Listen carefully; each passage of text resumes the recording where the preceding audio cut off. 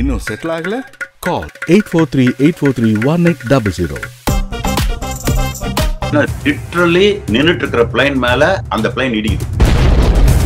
அப்ப இடிக்கு பாத்தீங்கன்னா அதான் சொல்றேன், force, huge mass, heavy weight, more than 240 250 kilometre ஸ்பீட்ல வந்து நீங்க ஹிட் பண்ணீங்கன்னா அந்த ஃபிரிக்ஷன்ல சும்மா மெட்டல் டு மெட்டலே பத்திக்கும். ஒரு ஆக்டிவ் ரன்வேல இன்னொரு பிளைன் இருக்க வேண்டிய சாத்தியமே இல்ல. பைலட்ஸ் என்ன பண்ணாங்கன்னா, அது முன்னால் இருக்கிற நோஸ் கியர் உடைஞ்சிருப்பாங்கல, பின்னால இருக்கிற 2 வீல் தான் இருக்கு. அதுல டிஃபரன்ஷியல் பிரேக்கை யூஸ் பண்ணி முடிஞ்ச அளவுக்கு அந்த கண்டபடி ஸ்கிட் ஆகாத ரன்வேக்குள்ளேயே கண்ட்ரோல் பண்ணி நிறுத்துறாங்க. அன்பார்ச்சுனேட்லி 5 பேர் உயிர் இழந்துட்டாங்க. பட் அதை தவிர மீதி எல்லாரையும் அமேஸ் பண்ண வச்சது என்னன்னா, 4 ஹீரோஸ். ஃபர்ஸ்ட் ஹேட்ஸ் ஆஃப் பண்றது அந்த ஃளைட் அட்டெண்டன்ட். எக்ஸாக்ட்லி டெக்ஸ்ட் புக்ல என்ன பண்ணணுமோ அப்படியே பண்ணிருக்காங்க. அடுத்த ஹீரோ யாரு அப்படின்னா பேசஞ்சர்ஸ். இந்த நேரத்துல ஏன்னா உயிர் போறலாம், பிழைக்கலாம், இல்ல சாகலாம் அப்படிங்கும் போது கூட பிகின் நேயர்களுக்கு வணக்கம். நான் தினேஷ். இந்த வருஷம் தொடங்கி ஜப்பானுக்கு ஒரு ரொம்ப கடுமையான ஒரு வருஷமா ஆரம்பிச்சிருக்கு. பாத்தீங்கன்னா, ஒரு பக்கம் நிலநடுக்கத்துல ஏகப்பட்ட மக்கள் இறந்திருக்கக்கூடிய இந்த தருவாயில நிறைய வீடியோக்களை நீங்க பார்த்திருப்பீங்க. ஜப்பான்ல மிகப்பெரிய ஒரு விமான விபத்தும் ஏற்பட்டது. அதிர்ஷ்டவசமா மக்கள் உயிர் பிழைச்சாலும் அங்க இருக்கக்கூடிய இன்னொரு அசம்பாவிதத்துல 5 பேர் இறந்துருந்தாங்க. இதை பத்தி விரிவா பேச நம்மளோட பைலட் அசோகன் இணைஞ்சிருக்காரு. வணக்கம் சார். வணக்கம் தினேஷ். இந்த விமான விபத்தை நீங்க ஒரு பைலட்டா பார்க்கும்போது உங்களுடைய அப்சர்வேஷன்ல என்ன சார் தெரிய வந்திருக்கு? இந்த விபத்து எதனால நடந்திருக்கலாம் சார்? அந்த நிலநடுக்கம் நடந்த இடத்துக்கு, அதாவது இந்த ஃபுட்டு, மெடிசன் இதெல்லாம் எடுத்துட்டு போற அந்த பிளைன் அதுக்கு இன்டைரக்ட்லி காசு ஆயிடுச்சு. அன்பார்ச்சுனேட்லி 5 பேர் உயிர் இழந்துட்டாங்க. அது முக்கியமா அந்த கோஸ்ட் கார்டு அந்த பிளைன்ல இருந்தவங்க. பட் அதை தவிர மீதி எல்லாமே கெட்டதுல நல்லதுங்கிற மாதிரி பெஸ்டா நடந்திருக்கு. எல்லாரையும் அமேஸ் பண்ண வச்சது என்னன்னா, 4 ஹீரோஸ் இந்த ஆக்சிடென்ட்ல இருந்து நடந்தது நம்ம தெரிஞ்சுக்கிட்டது ஒரு மாபெரும் உண்மை. அது உண்மையாலுமே எல்லாருக்கும் தெரியும். இது நல்ல ஒரு மெசேஜ்.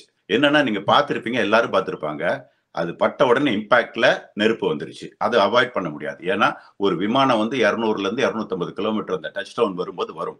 அவ்வளவு ஸ்பீட்ல வரும்போது அவ்வளவு ஹெவி மாஸ், அவ்வளவு வெயிட். அது வந்து ஒன்னாவது பெரிய பிளைன் 379. அதை பேசஞ்சர் ஆல்சோ 12 crew இருக்காங்க, அதுலயும் இன்க்ளூட் ஆகும். இவ்வளவு வெயிட் எடுத்துட்டு வர பிளைன்னா நீங்க இமேஜின் பண்ணிக்கலாம். அது வந்து மோர் தென் 200 கிலோமீட்டர் ஸ்பீட்ல வந்து ஹிட் பண்ணு. அது பர்டிகுலரா பெட்ரோல் தான் இருக்குது. அது ஃபயர் வந்து இன்னவிட்டபிள் வந்தே தீரும். அதுக்கு வந்து தடுக்கிறதுக்கு எந்த முறையும் கிடையாது. அதனால ஃபயர் வந்துருச்சு. நீங்க பாத்தீங்கன்னா அப்படியே எரிஞ்சிட்டே போகுது. ரன்வேல எல்லாருமே பார்த்துட்டோம் விஷுவல். அப்போ இதுல வந்து சர்வைவல் எப்படி இவ்வளவு சாத்தியமாச்சு அப்படின்னா, 4 ஹீரோஸ். நான் ஃபர்ஸ்ட் ஹேட்ஸ் ஆஃப் பண்றது அந்த ஃளைட் அட்டெண்டன்ட். எக்ஸாக்ட்லி டெக்ஸ்ட் புக்ல என்ன பண்ணணுமோ அப்படியே பண்ணிருக்காங்க. அடுத்த ஹீரோ யாரு அப்படின்னா பேசஞ்சர்ஸ். ஜப்பான்ல ஒரு டிசிப்ளின்டு பீப்புள்னு பார்த்திருக்கோம். இந்த நேரத்துல ஏன்னா உயிர் போறலாம், பிழைக்கலாம், இல்ல சாகலாம் அப்படிங்கும் போது கூட ஒரு டிசிப்ளினை கடைபிடிச்சதுனாலதான் எல்லாருமே சேஃபா அந்த 90 செகண்டுக்குள்ள வெளியே வர முடிஞ்சது. என்னன்னா, இந்த மாதிரி எவாக்குவேஷன் நடக்கும்போது அவங்க கைப்பற்றி எடுக்க பார்ப்பாங்க. எல்லாம் முக்கியமான டாக்குமெண்ட்ஸ் இருக்கதா இருக்கும், அதையும் எடுத்துட்டு போயிடலாம்னு பார்ப்பாங்க. இவங்க யாருமே அது மாதிரி எது பண்ணல. அது மாதிரி எடுத்திருந்தா ஒரு டிசாஸ்டர் நடந்திருக்கும்.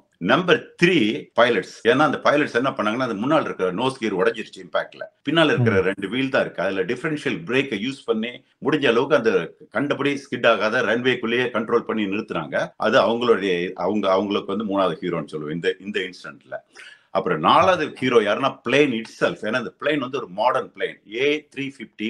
2 வருஷத்துக்கு முன்னாடி தான் என்ன பண்றாங்கன்னா, பிளைன் வந்து டெவலப் பண்ணும்போது ஒவ்வொன்னா திங்க் பண்ணி பெட்டரா பண்றாங்க. இப்ப இது நிறைய காம்போசிட் மெட்டீரியல், முதல்ல விட இது பெட்டர். அது ஸ்லோ டவுன் பண்ணிருக்கு அந்த எரியறது. நம்பர் 2, உள்ள யூஸ் பண்ற அத்தனை மெட்டீரியலுமே முடிஞ்ச அளவுக்கு எரியாத அளவுக்கு பாக்குறாங்க. ஆனா எப்படினாலும் அந்த தீ அதிகமா இருக்கும்போது எல்லாமே எரியக்கூடியதுதான்.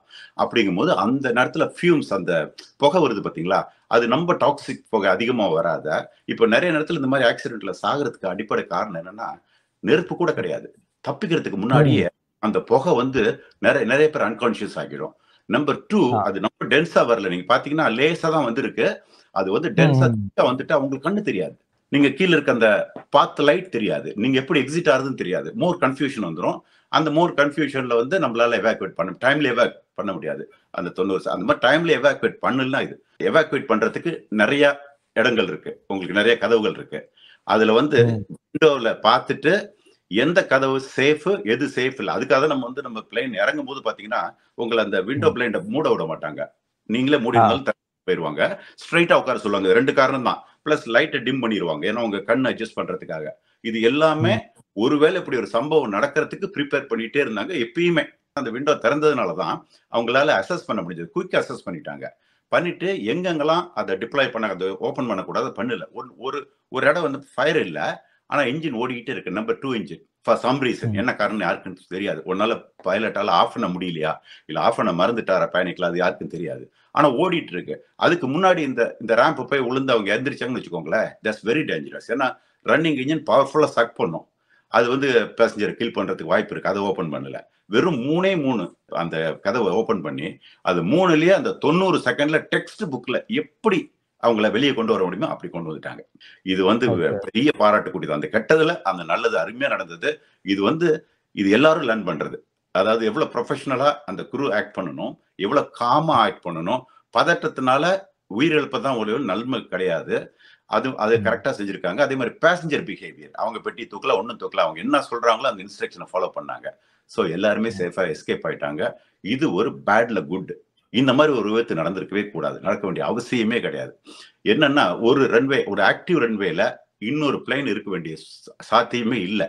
இவர் கீழே இருந்து அந்த கீழே ஒரு சின்ன பிளைன் இருக்குல்ல, -8ன்னு, அது வந்து அந்த எய்ட் எல்லாம் தூக்கிட்டு நிலநடுக்கம் நடந்த இடத்துக்கு போறாங்க. அதுதான் நிவாரண பொருட்கள்லாம் ஏத்தி வச்சிருக்காங்க. கரெக்ட், நிவாரணம் அது கொண்டு போறாங்க. ஏடிசிக்கும் இங்க இருக்கிற பைலட்ஸ்க்கும் நடக்கிற கான்வர்சேஷன் ரெக்கார்ட் பண்ணுவாங்க. அது வந்து நேத்தே நான் கேட்டேன். அது வந்து அவ்வளவு கிளியரா இல்ல. ரெண்டாவது இந்த ஜாப்பனீஸ் வந்து அவங்க இங்கிலீஷ்ல தான் பேசுறாங்க. அவங்க அந்த ஜாப்பனீஸ் பேசுற மாதிரியே பேசுறாங்க. அவங்க ஆக்சென்ட் ரொம்ப கஷ்டமா இருக்கு புரியறதுக்கு. அது மட்டும் இல்ல, அவர் படபடன்னு, ஆப்வியஸ்லி அவங்க வெரி பிஸி, அப்படிதான் பேசுவாங்க.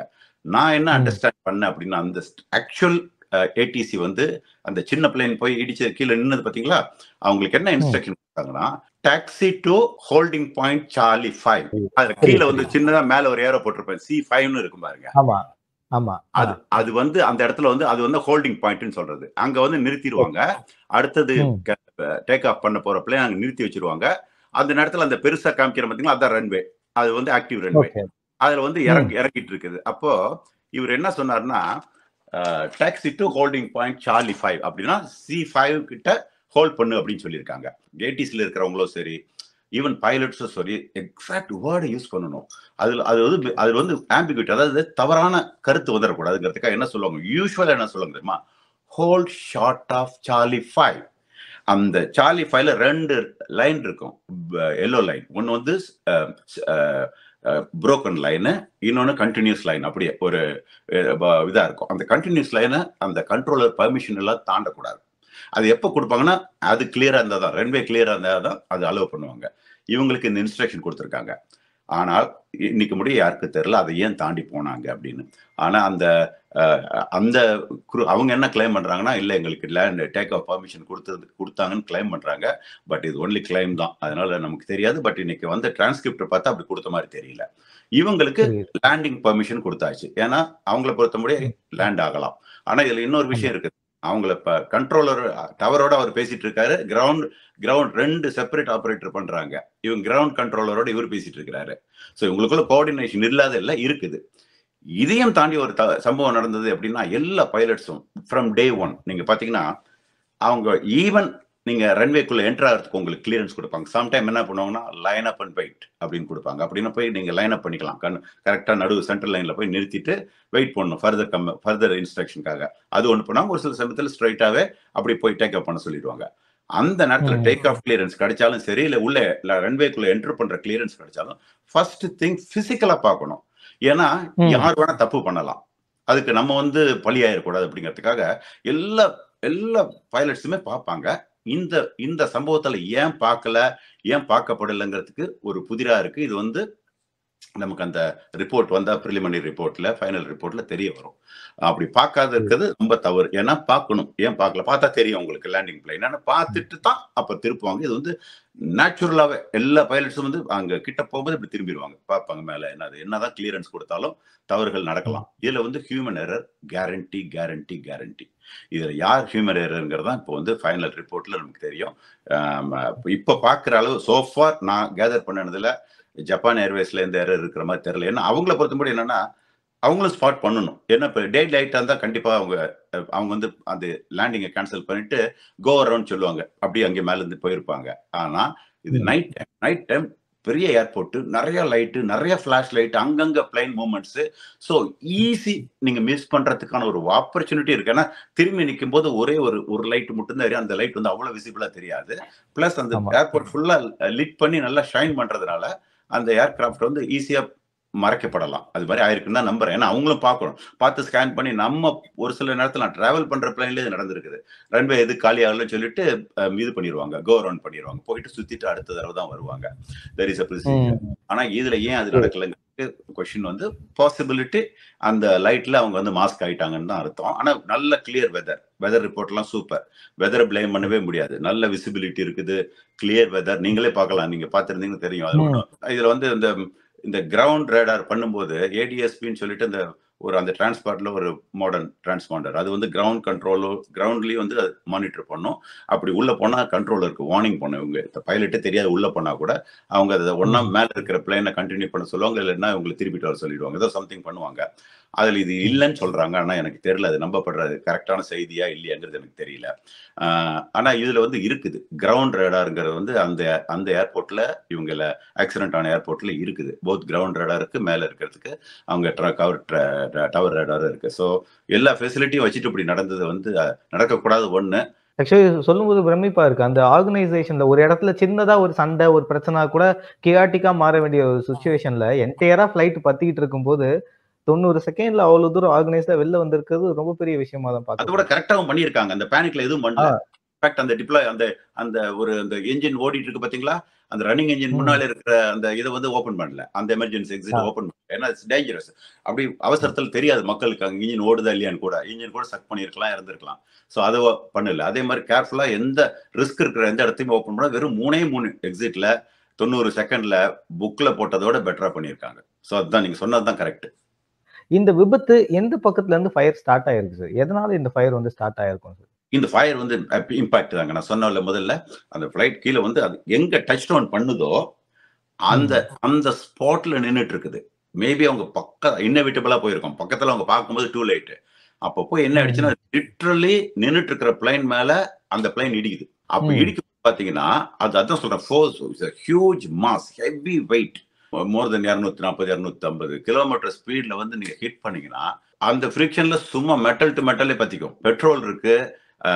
அப்போ பஸ்ட் ஆச்சுன்னா அந்த ஃபயரை வந்து ப்ரிவென்டே பண்ண முடியாது. இப்பன்னு இல்லை, எப்பயுமே பண்ண முடியாது. ஒரு 11 பேருக்கு ஒரு மைனர் இன்ஜுரி நடந்திருக்கு. அது நேச்சுரல். ஏன்னா அதாவது நம்மளோட ஒரு முன்னேற்றம். இந்த ஆக்சிடென்ட் நடந்தாலும் தப்பிக்கிறதுக்கு இவ்வளவு வாய்ப்பு இருக்குன்னு.